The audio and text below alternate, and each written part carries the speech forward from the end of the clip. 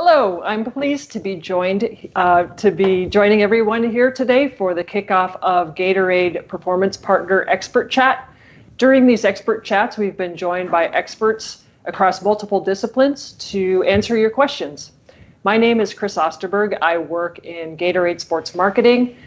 Before I had this position, though, I worked in nutrition and exercise physiology research for about 20 years. And I also worked as a nutrition consultant for professional, collegiate, and Olympic athletes. So I've had some amazing mentors in my life and really appreciate and understand how important mentors are professionally as well as personally. So I'm really honored to be moderating this session today. So before we begin today's discussion, though, we wanted to just acknowledge that we are all living in some extremely challenging times right now. You may have seen Gatorade's post on social media. We stand in solidarity with the Black community, our team, our athlete families, our partners, and fellow humans. For a start, we have donated to Black Lives Matter, the NAACP, Know Your Rights Camp, as well as the ACLU to enact change. So as we deal with the country during these difficult times, we also know our sports performance professionals are trying to support and connect with their athletes, whether that's virtually or in person. So we thought it was important to continue to hold these expert chats. Throughout this conversation, we will be taking questions from you in the audience. So if you have a question for our panel, just pop that into the comments section on the right side of your computer, and we will put it in the queue for our panelists to answer. I am so pleased to be joined here today by three extraordinary members of the Philadelphia Eagles sports performance team: Stephanie Coppola, Mike Minnis, and Josh Hingst. We are going to talk today about mentoring and how mentoring has advanced their careers and what it's meant to them, as well as some of the challenges of being a mentor and a mentee during this age of social distancing. So let's start out with some introductions. Stephanie, can you tell us a little bit about your role on the Eagles staff and what mentorship has done for your career so far? Yes, hi. Thank you for having me today. So I am the performance nutrition assistant with the Philadelphia Eagles, one of the dietitians with Mike Minnis. And I actually started off as a SNP intern, and I was here for about 8 months. And during that time, Mike was my mentor. I was able to do a lot of the day-to-day things for the team as one of the dietitians. And from there, I actually got hired on full-time last April. So I am now a little over 1 year full-time as a dietitian with the team. And just mentorship, to me, I've had different mentors from being at NC State for undergrad and then doing my dietetic internship with the University of Maryland. And so I've stayed in contact with the different dietitians over there. And when I was with the Eagles, just even applying for the SNP program, I was able to reach out to those mentors and ask for their guidance and ask for their advice. And they helped me along the way. And even during my time as full-time, I was able to reach out to them, reach out to Mike if I ever had any questions or advice. I even was able to reach out to Josh. He might not be one of the team dietitians per se, but reaching out and asking for any advice of how I can better myself in my career or help the team in a better way, and just kind of reaching out to those different people and using them as a mentor. Even to this day, being at home and might not be in the building with the team, but still utilizing them and seeing what you can do to help the team to the best of your ability. Thank you. That's great. Josh, can you tell us a little bit about yourself and what mentorship has meant to you? Yeah. Again, thanks for having me as well. And one of the great things I think about mentorship that is exciting and awesome is that it gives us a chance to really recognize all the people that have influenced us. And, I don't want to be long-winded in the question, so there's going to be a lot of people that get left out probably in the introduction. But as you go through your career and reflect it's pretty amazing to see all the people that have really poured their expertise and their knowledge and their experience back into you as a professional, and then you're able to apply that in your own sort of special way. So for me, it started when I was an undergrad. I was fortunate to start early in strength and conditioning. I worked with Boyd Epley as a student assistant, and Boyd had a number of assistants: Chad Wade, Zach Duvall. Those were some of the full-time guys that I worked with. And the thing about Boyd, in addition to that, Dave Ellis was also the director of nutrition at Nebraska. So in working for Boyd, I was actually able to be exposed to Dave and some of his philosophies as well. And both of those guys were two early mentors that I had even as an undergrad. And I always remember, Boyd's attention to detail, just his leadership and sort of his vision. He was really able to do some special things, and Dave was always just incredibly innovative. And I always had so much respect for his intelligence and just how well read he was on the subject of nutrition. And both of those guys inspired me, obviously, as a young undergrad, and the further development of my career. After I had finished undergrad, I got my master's at Florida State, and John Jost was the director of strength and conditioning there. And one of the beautiful things about my relationship with John was I would consider him not only a mentor professionally, but also personally. I was very young, and he helped me kind of cut my teeth a little bit, not just dealing with, things as a professional, but also things personally. And for that, he's a great friend. We're still friends to this day. And so I'm grateful for the influence and thing that he's had. I always credit John for his ability with people. I think he's a great manager of people, and he's great in terms of bringing people together as a team and really getting the best out of the team and those types of things. So just to kind of finish things up with my career, after I worked at Florida State, I had my first NFL experience with Jeff Fish and the Atlanta Falcons. And Jeff really challenged me in a lot of ways, especially just in terms of problem solving and really thinking through the details of every single problem, just to ensure that you had thought through everything that possibly or potentially could go wrong, and to address it and be ready and prepared in a really good way. After that, I went back and I was the director of sports nutrition at Nebraska, worked there for about 3 years. And then it was a little bit reversed. We had a number of students that worked under me and Lindsey Remmers there, and we really tried to pour back into the students. And so it was a little bit switched on that end. And then after that, I went to Jacksonville for a year with Tom Mislinski, and got to study under him as a strength and conditioning coach, and then have spent the last 7 or 8 seasons here in Philadelphia with the Eagles. And the last bit I would just share on mentorship is, as I've grown older in my professional experience and career, it's just been awesome to see how it's not always the older younger relationship.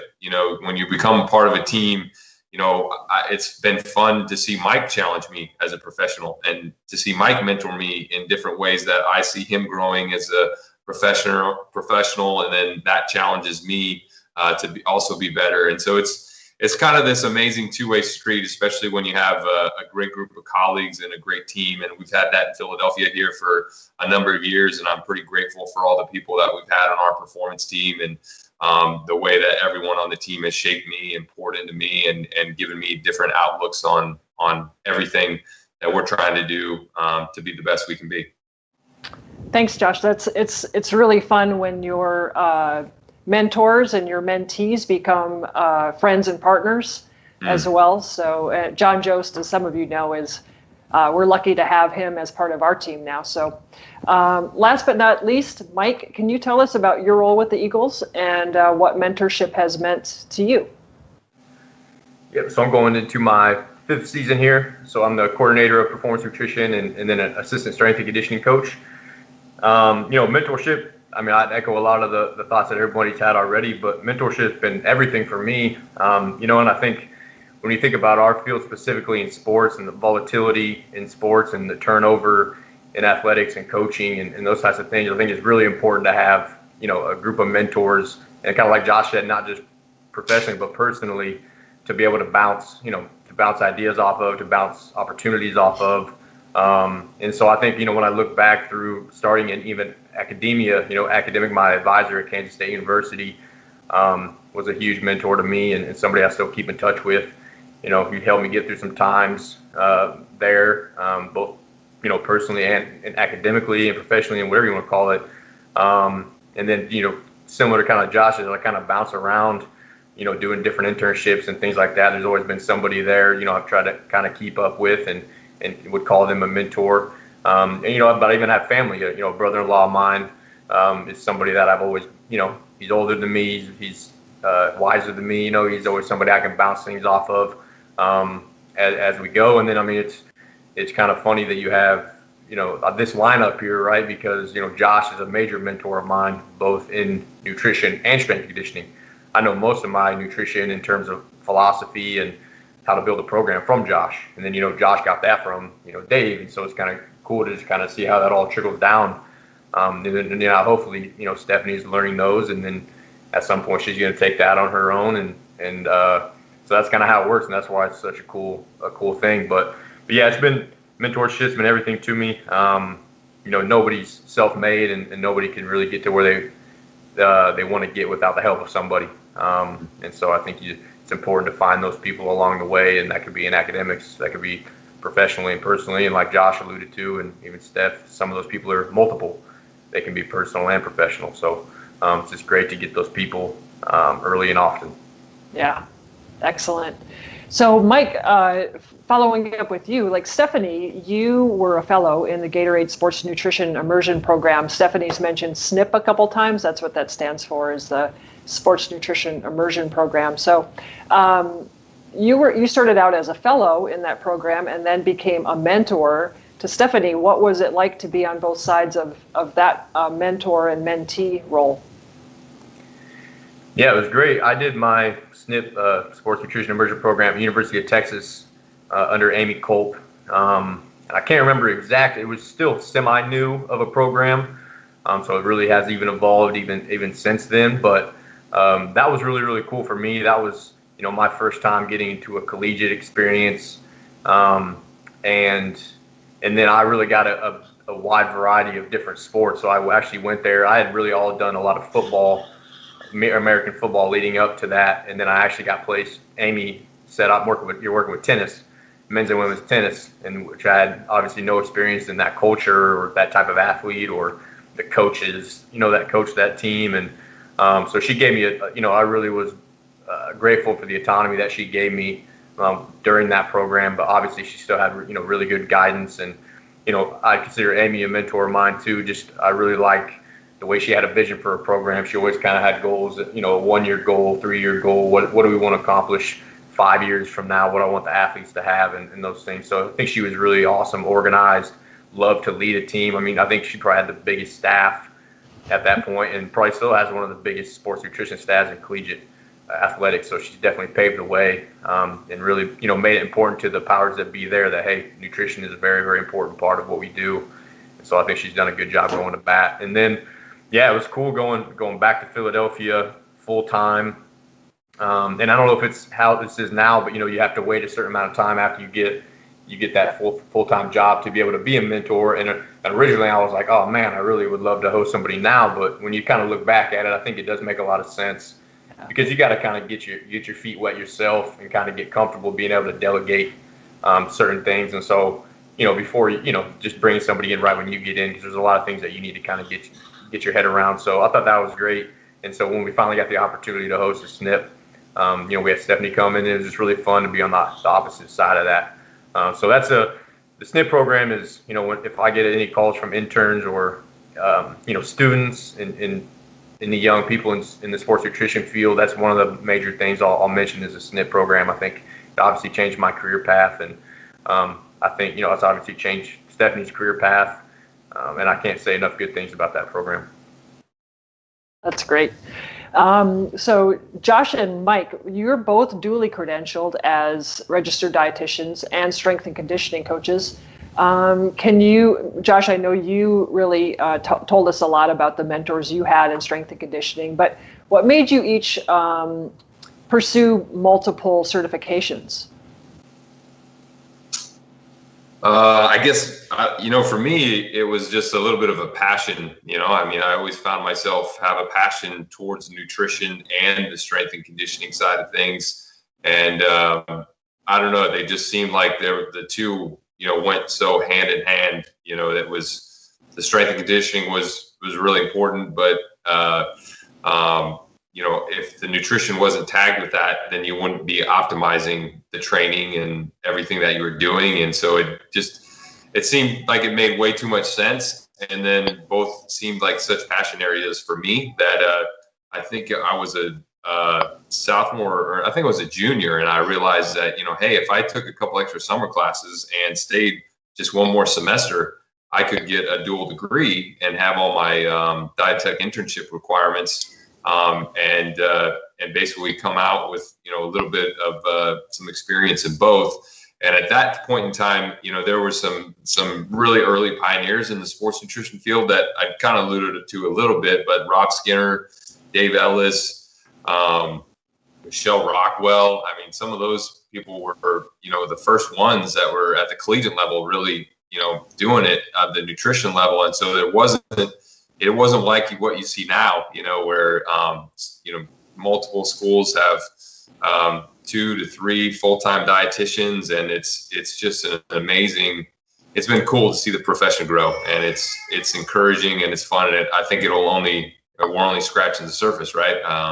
It's going to keep growing and stuff like that. So, but at the point in my career, it was kind of like, wow, this was something, and this is a bit of advice that I usually pass down to everybody. Like, if I look back at my career, the dual credential is what has opened many doors for me to get into the experience that I needed to get in order to, get a job in NFL at this level and this caliber. So I always just encourage people with that, like, hey, if you have another passion area, if you have, something else you can equip yourself, another set of tools that you can bring to the table, those things only help to set you apart just a little bit more and bring more value to what you can bring to a team. Yeah, great. Mike, what about you? Yeah, great thoughts on that. And I guess just building off on my personal, journey, it kind of happened, a little bit by accident. Is I was going to school for dietetics, and, I love the sports nutrition piece. And, I was kind of like Josh, passionate about training myself and had played sports and those types of things. But, I didn't really think about turning it into a career until I actually didn't get into my dietetic internship my first time applying. So I ended up staying around Kansas State where I got my master's. And then I did my first real immersion or sports nutrition internship at Exos. And, they were kind of the first ones to really that performance team and really interdisciplinary, and everybody's in one room and everybody's collaborating. And for me to go in as a nutrition intern, but then see all the strength and conditioning stuff and all the PT stuff, and they were very open book. They let me sit in with the strength and conditioning interns. There wasn't like any silos, you know what I mean? They were very open. I was like, man, this is really cool, and I'm really loving learning about this part of performance, athletic performance as well. And then I was like, well, why not, be able to do both? And kind of to Josh's point, obviously there's the passion there for learning and acquiring a new skill, and then also just thinking strategically from a career standpoint, the more hats you can wear and the more things you can do and the more value you can offer a organization or a school or whatever that may be is better. And so for me, that was kind of my idea, is I wanted to do both, but nobody, I didn't really know anybody doing both. And then, you have Josh Hingst here, as a mentor of mine and somebody that it's a long story how I kind of even came to know about him, but I saw in Jacksonville that he was, nutrition / strength and conditioning. And that was the first person I had seen that had ever done that. And that's mentorship right there, is seeing it can be done. And so for me to see him doing that and be able to reach out to him and him email me back and connect, that changed my career path for sure, because it became more real. You start, self-talk to yourself, and, I can do this, and it's doable, and, it's hard, it's going to be tough path, but here's this guy right here that I'm talking to right now doing exactly what I want to do. And so it was kind of a perfect mentor for me, and kind of as him as a dual role, and he's been done both roles at a high level. So that's kind of how that that all came about, and luckily got an opportunity to come here and intern in 2014, and rest is history. Great. So just a reminder to everybody in our audience, if you guys have a question for our panel here, just submit your question in the comments box on the right, and we will pick those questions. Stephanie, so to Mike's point about finding out what Josh did and wanting to do the same thing, he sort of adopted Josh as a mentor.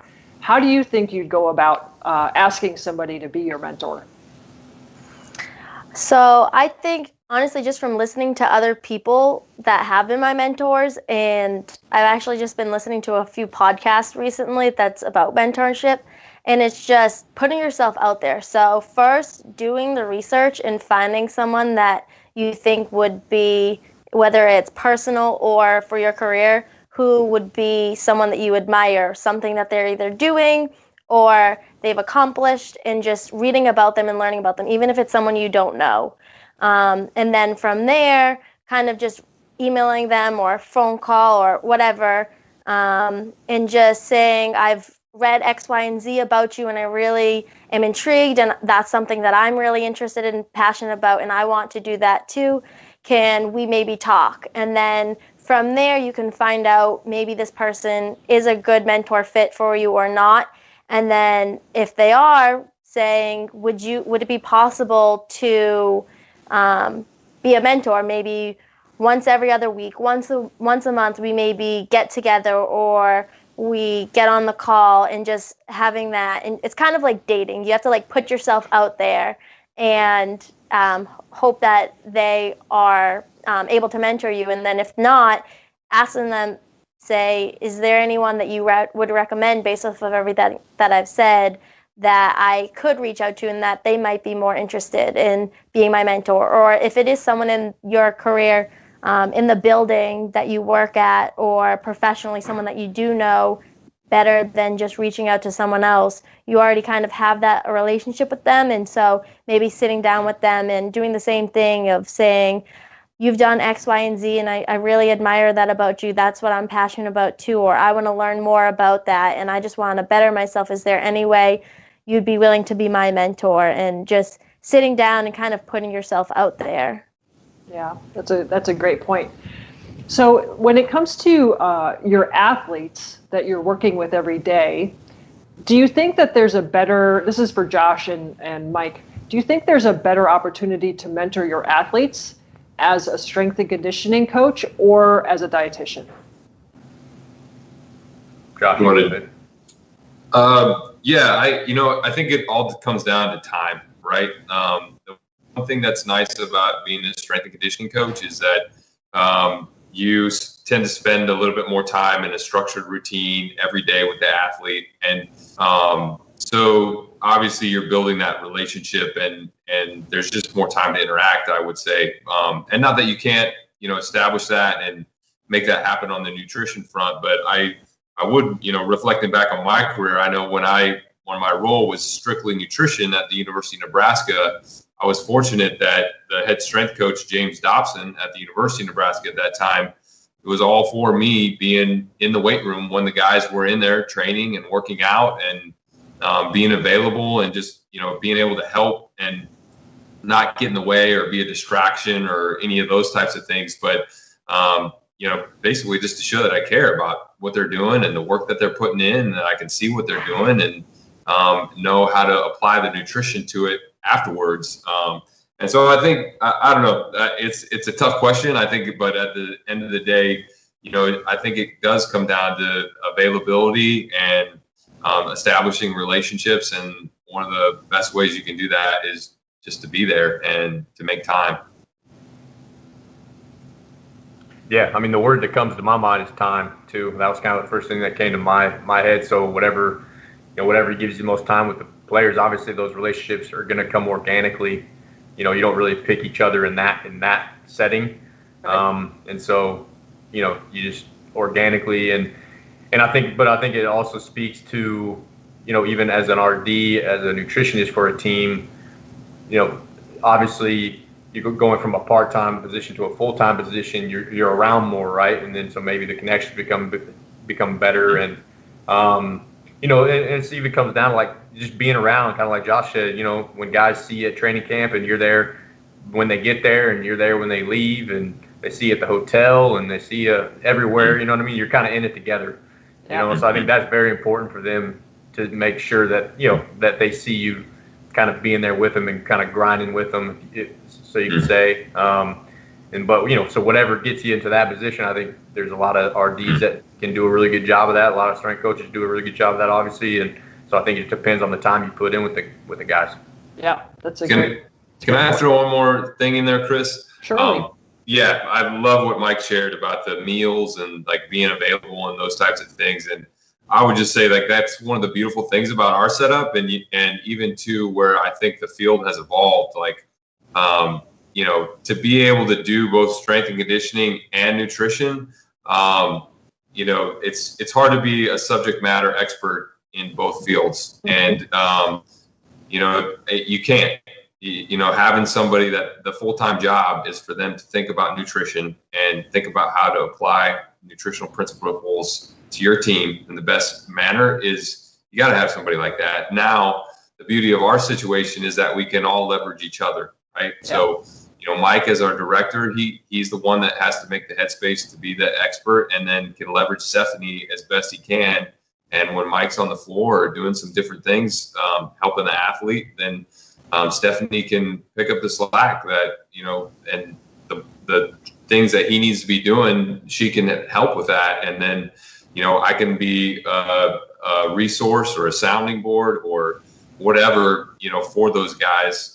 But then collaboratively, we can develop the relationship with the athletes and then funnel the athlete to, you know, like, oh, hey, yeah, I don't really have time to meet with you, but Stephanie can. And hey, Steph, here's what we talked about. This is what's going on, you know. And so that's, I think, one of the beautiful things about our team. And, you know, I would just encourage other teams that, yeah, having multiple people with multiple skill sets in different areas is it's a pretty good thing.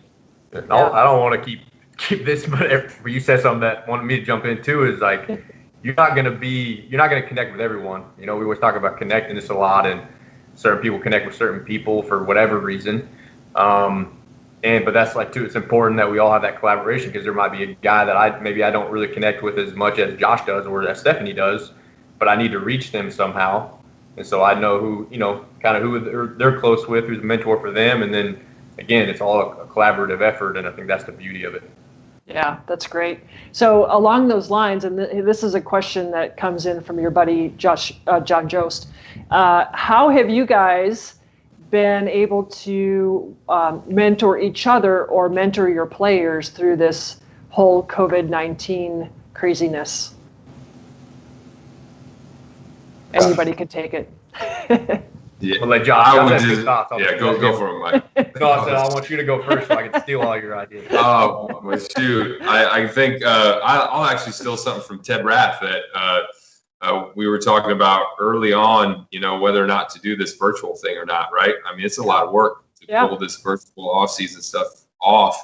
And when I thought through like the laundry list of things that, one, we tried to get done and from the players, I mean, it was a lot. I was asking a lot of the coach, and we're fortunate because the Eagles, obviously we have a big performance staff. We have a lot of people, and we couldn't pull it off without everybody. But what we've collaboratively done as a group, and the three things that Ted shared that I think are just huge is, one, we created consistency for the athlete. And with virtual workouts, I think any high performer will tell you that consistency is one of the biggest. Each player develops his own process, his own system, his consistency, and that is essentially the platform or the foundation of what allows him to be a consistent elite performer. So we provided that. We created that for the guys, and then we created community. Like, you know, if you're isolated, it sucks. You know, I mean, who likes to be home alone and never exposed to anybody or talk to anybody or have any conversations? And the virtual workouts allowed us to do that, to create a community, although virtually, and although guys were doing different things all over the country in different places, and some in their garage and some, you know, wherever. we created community, and that was pretty dang cool. And then the second thing, which we just got done talking about, is we leveraged each other, right? Like Mike's on calls with guys and he's spreading the nutrition message. I'm on calls with guys, I'm spreading the nutrition message. Stephanie's compiling all the information that all the other coaches are providing and pulling off of these virtual workouts and the times that we spend with the athletes. And we're doing something special, and we're having an impact, and we're passing on the nutrition information and the knowledge that the guys need. And we're, sticking to the principles that Mike's laid out in terms of our goals from a nutrient timing standpoint and a fueling standpoint. And, that's kind of how we've been able to get it done through this time. And it's been cool. It's been really cool. Yeah, that's great. So here's a question for Stephanie.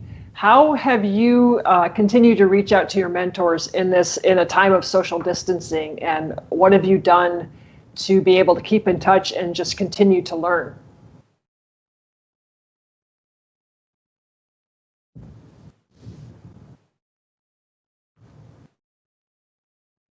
Oh, we lost Stephanie. Okay, here's a question from Brad. We'll get her back and we'll ask her that question. Yeah. So from Brad, what kinds of qualities are you looking for in a mentee? If someone is looking for a mentor, what could they do to stand out and show their potential? You go, Mike.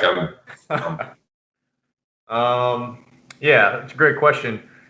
I think when obviously you get a lot of inquiries from students and things like that are trying to kind of come over the field, and it's great because, again, if Josh never would have responded to my email, then I wouldn't be where I am. So I think it is kind of like Stephanie said, you kind of just got to put yourself out there a little bit, kind of identify somebody that you think you could relate to and connect with and reach out. And, if it sticks, it sticks. And if it doesn't, that's fine too. But yeah, kind of lost my train of thought. Yeah, if somebody were to come to you, how would you know if they were somebody that you would want to work with? Right. Well, I think there's if somebody reaches out, there's always an initial, I just like to have a call with them as soon as possible. So if somebody emails me, I'll just try to schedule a call with them as soon as I can. And then just kind of talk to them and kind of get their thoughts. What do they really want to know? Do they, want advice on school or advice on this or that or anything like that? And so that's kind of how I go about it. And really what I tell them is to keep in touch with me, because a lot of times they're also looking for, is there internships available or is there anything like that? For me, it's like, there might not be that, but I'm always available. You can email me, you can call me. I'm always happy to help. And so that's kind of how I approach it. And then, sometimes it sticks and sometimes it doesn't. And that's okay. There's a mentor for everyone, and you're not going to find that mentee every time or that mentor every time you try. But that's just kind of my thing, just trying to connect over the phone or FaceTime or whatever as soon as possible, as soon as you reach out. And then, like I said, I always just say stay in touch. And then some of them do and some of them don't. Mm-hmm. And some of them turn into interns and some of them don't. And you know what I mean? So there's just different situations. Yeah. So Josh, what kind of qualities are you looking for if someone were to come to you and what would make them a good mentee? Wow. I mean, I think, I mean, at the end of the day, I think it just comes down to, I don't know, where it sticks out to me is humility, right? I think that's the first thing, right? And probably if you're a mentee and you're reaching out to a mentor, you probably have that attitude coming in. But I think, for most of us, if we're in a mentor role, I mean, I hate to say it, but it's like, we're trying to manage our jobs, and our full-time job isn't necessarily to mentor you. So largely, it's showing and having a lot of initiative, and putting yourself in the positions to learn.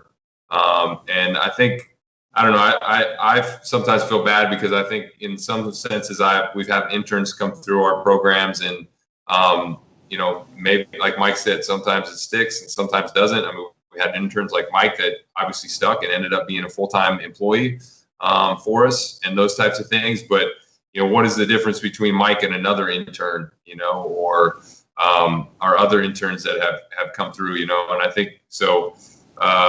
I don't know. I think that there's probably a level of the intern or the mentee, really making the most of that opportunity. You know what I mean? And I think Stephanie probably has some really good thoughts to share about that. Mike probably could share on like, okay, when you guys were the mentees, what do you think it was that allowed you to get a full-time job with the Eagles after being there for 6 months or whatever? I'd love to hear that. So Stephanie, what qualities did you exhibit that allowed you to have a full-time job with the Eagles after 6 months? So one thing I think back on just every day is your work ethic. So if you're going to go in, even if you're an intern, treating it as if you're full-time. Maybe not so much as saying like broadcasting, oh, I'm better than I am, but just the work that you're putting in, doing it as if you're full-time, not saying, okay, well, they only need me to be here for 2 hours, so I'm just going to do whatever they need me to do, and that's it.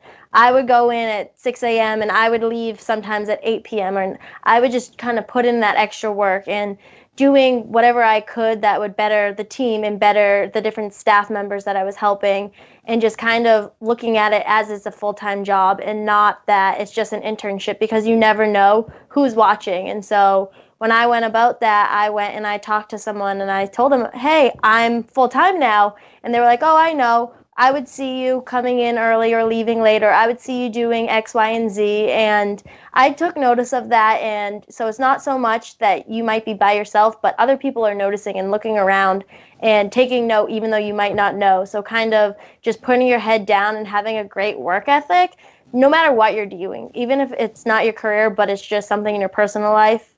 People are going to take notice in what you're doing. So just doing it to the best of your ability, and other people will take notice, and it will get you far. That's great. So what I was asking you when you disappeared from us was, in this, how have you continued to reach out to your mentors in this time of social distancing, and what have you done to continue to grow? Because you're still really young in your career so far. So how have you handled that? I would say definitely for growing is I've listened to a lot of different podcasts and webinars, and attended the online conferences that we've had since March. And so definitely doing that. And I think since January, I've read, I want to say 9 books. And so just trying to progress my career that way and just reading things that I think would help in my career. And then having other dietitians to reach out to. So we'll try to do once every other week, different dietitians in the league and the college setting and different settings, just reaching out and maybe talking for an hour of best practices they've had, things that they're struggling with, and just bouncing ideas off of each other. So that's actually been really helpful to get to do. And just reaching out. So we have daily, weekly meetings with our performance staff, and Mike, Josh, everyone is in there and can be each other's mentors, mentees, and just kind of seeing what we can do to help better the team, better yourself. I definitely say has been kind of what I've been trying to do, reaching out, like they had mentioned earlier, Ted Rath, saying what can I do better for our team in this position, because we might not be in the building right now, but what can I do in my position from afar to help the team the best that they can. Right. And just putting yourself out there. Yeah, that's great. So this question is for each of you. We'll start with Mike, since he's in my upper right-hand corner. What's the best piece of advice you've ever gotten from a mentor? If you could narrow it down to one. Oof, wow. You guys are lucky you get time to think. I mean, for me, have time to think. No, for me personally, so mentor. So he was actually the CEO at the hospital that I interned with at the University of Oklahoma Health Sciences Center, and I actually lived with him and his wife.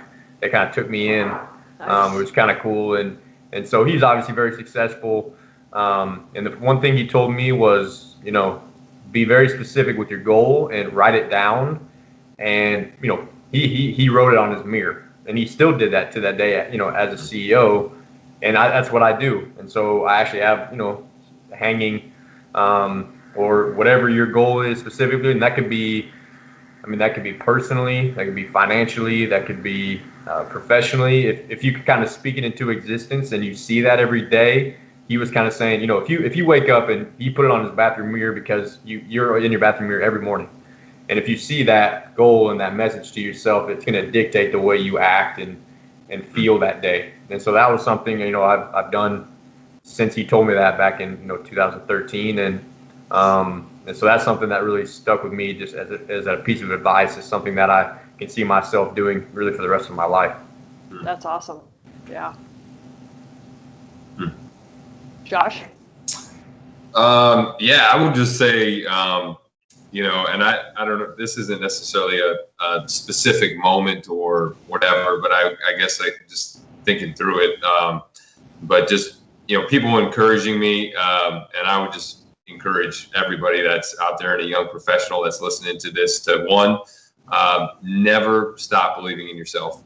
Always know that you can accomplish and reach whatever goal or whatever you set or whatever you have your eyes on. I think that's paramount. And in a master's class that I took, it was a psychology type course, but it was essentially came down, it was talking about weight loss, right? And the professor at the time had mentioned the number one predictor of weight loss success was simply self-efficacy, people believing that they could do it, and that has always stuck with me, and I've always shared that. And even when people ask me about us winning the Super Bowl, like what was the special sauce, right? And to me, it was like that. It was that level of confidence and belief in each other and what we could do. And when the team, we had our moments throughout that year that we won the Super Bowl that were just like, man, those were the cornerstone moments where it was like you built that trust and that confidence and that belief in yourself and in your team. And so that would be the first bit. And then just realize that, failure is a part of everything. We all have failed. And, I've had spots in my career where it didn't look like I was going to, I had a major detour in where I thought I was going to go or what I wanted to do in my professional life. But those are all opportunities to grow. And we all absolutely have to look at all those moments of when it didn't go our way or where we felt like we, didn't live up to what we knew we could do as moments to better ourselves and to get better and just to really refine ourselves. I love that because failure is just gaining experience, right, for success later on. So I love that, Josh. Stephanie, what's the best piece of advice you got? So before Mike started talking, I was actually going to say that Mike, when I first came, he pretty much said the same thing as he actually said this on my interview of what you're doing, is it going to help you reach your goal? So I had always wanted to be a dietitian in the NFL and see what it was like. And so I actually had another opportunity when I was applying for my SNP. And he said, well, is that going to help you get to your end goal of being there or not? And if it's not, why are you going to go down that path? And so the different interns that we've had, once they were leaving, asked me, what should I do? And kind of what Mike was saying was, well, is going down one path, is that going to get you to your goal or another? So that's been something. But so that I don't copy Mike, I'll say something else.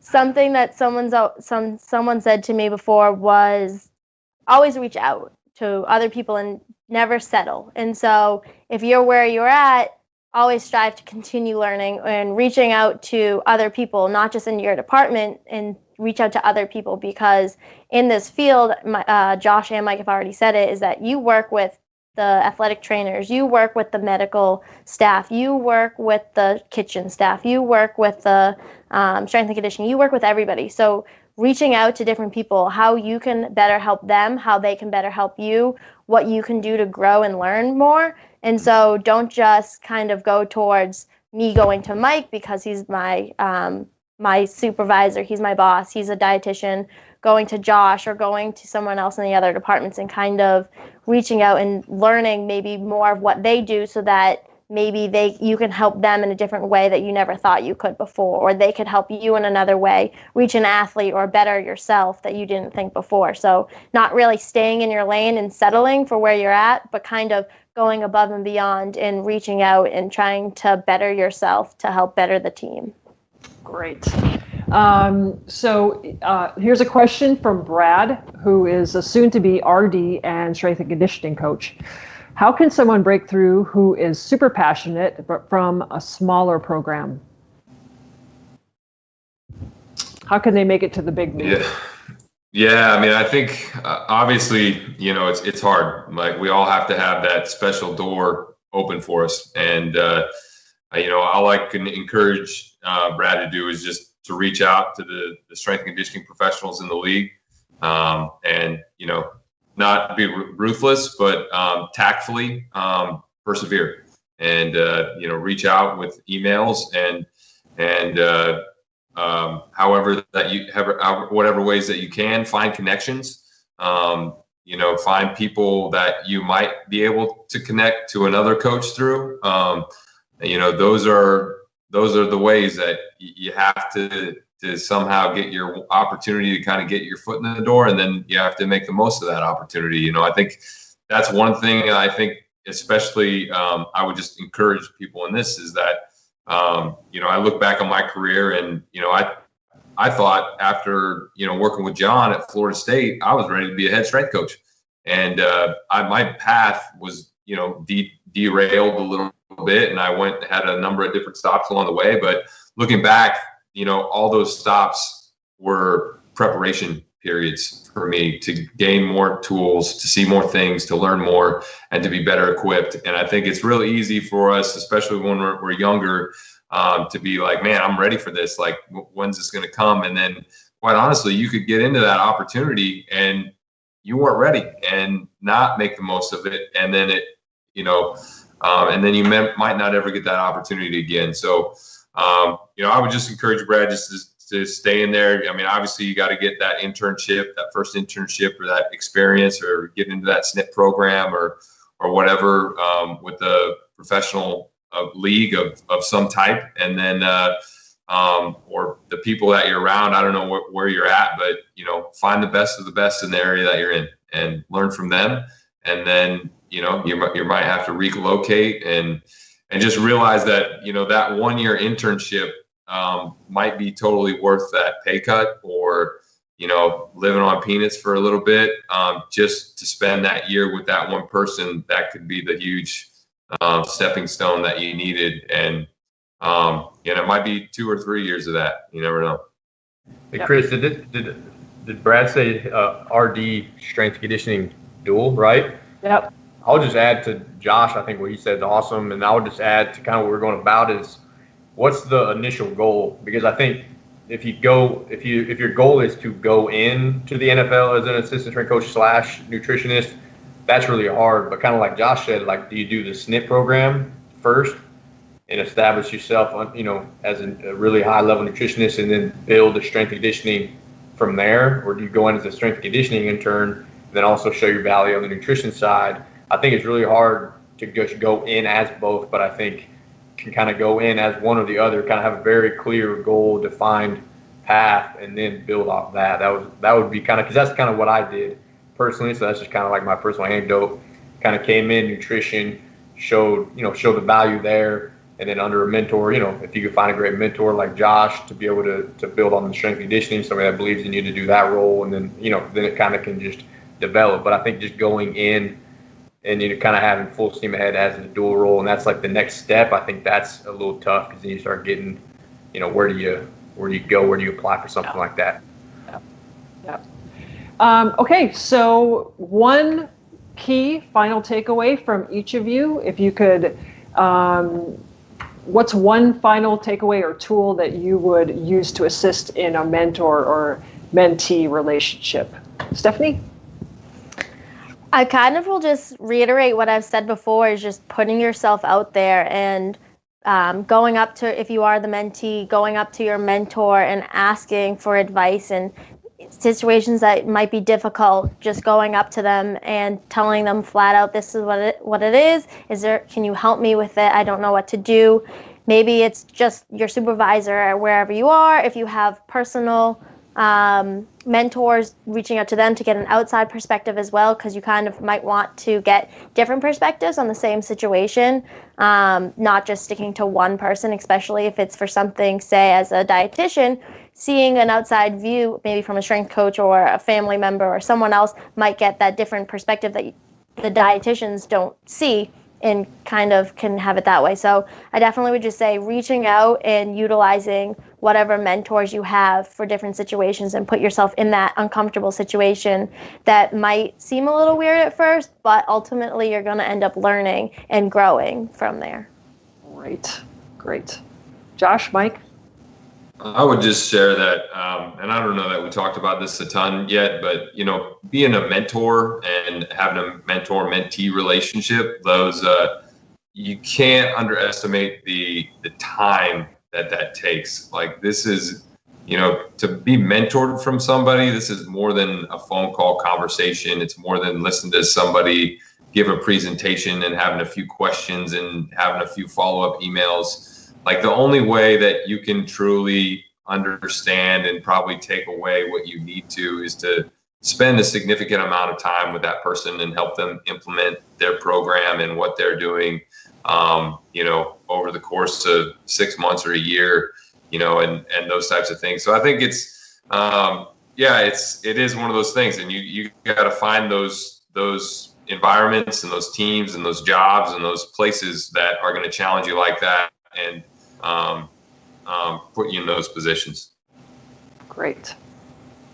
I just agree. Yeah, it's time. You gotta be with that person for a certain period of time. You gotta fail with them. You gotta have success with them.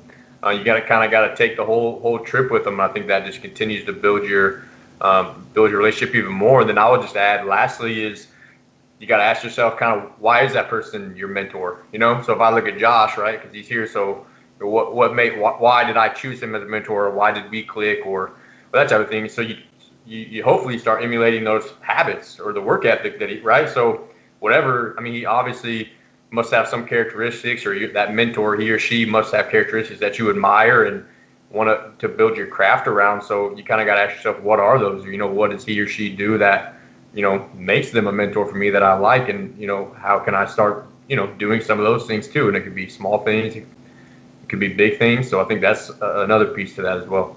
Yeah, that's great. Unfortunately, that is all the time we have for this expert chat. I want to thank each of you, Mike, Josh, and Stephanie, so much for your time and your insights. This has been just a fantastic conversation. So thank you very much.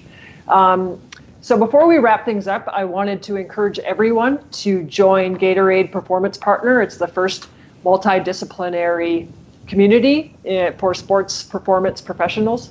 With this program, you'll have access to exclusive benefits like complimentary CEUs and science fact resources and opportunities to discover all that's new with Gatorade. Also, follow Gatorade Performance Partner on Facebook, Twitter, and LinkedIn to stay up to date with all the latest news. We hope you enjoyed this Gatorade Performance Partner Expert Chat, and we will be back next Tuesday, same time, 5 o'clock Central, 6 p.m. Eastern, for our last in this series of expert chats. We will be joined by two leading dietitians from Performance 365, Leslie Fonsi and Jen Ketterly, and we will learn more about the new guidelines and best practices for maintaining a safe environment as we begin to roll back into sports. So thanks so much for joining us. Thank you so much to our panelists, and we will see you next Tuesday. Thanks a lot.